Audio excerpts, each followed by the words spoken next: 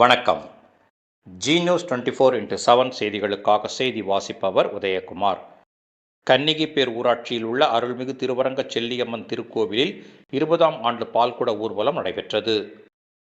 திருவள்ளூர் மாவட்டம் எல்லாபுரம் ஒன்றியம் கன்னிகைப்பேர் ஊராட்சியில் பிரசித்தி பெற்ற அருள்மிகு திருவரங்க செல்லியம்மன் திருக்கோவில் உள்ளது.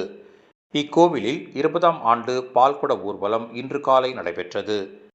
ஆடி மாதத்தின் 3வது வெள்ளிக்கிழமையன்று பால்குட ஊர்வலம் இக்கோவிலில் நடைபெறும்.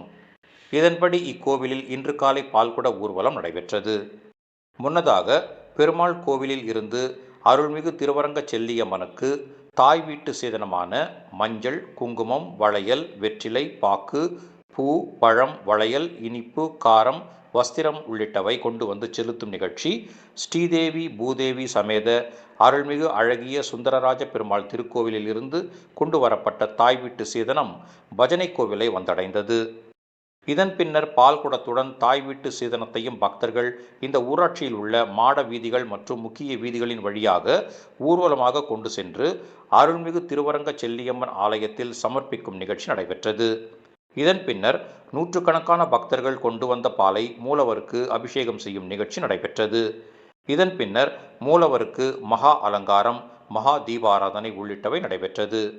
பின்னர் அனைத்து பக்தர்களுக்கும் கோவில் வளாகத்தில் அன்னதானம் வழங்கும் நிகழ்ச்சி நடைபெற்றது.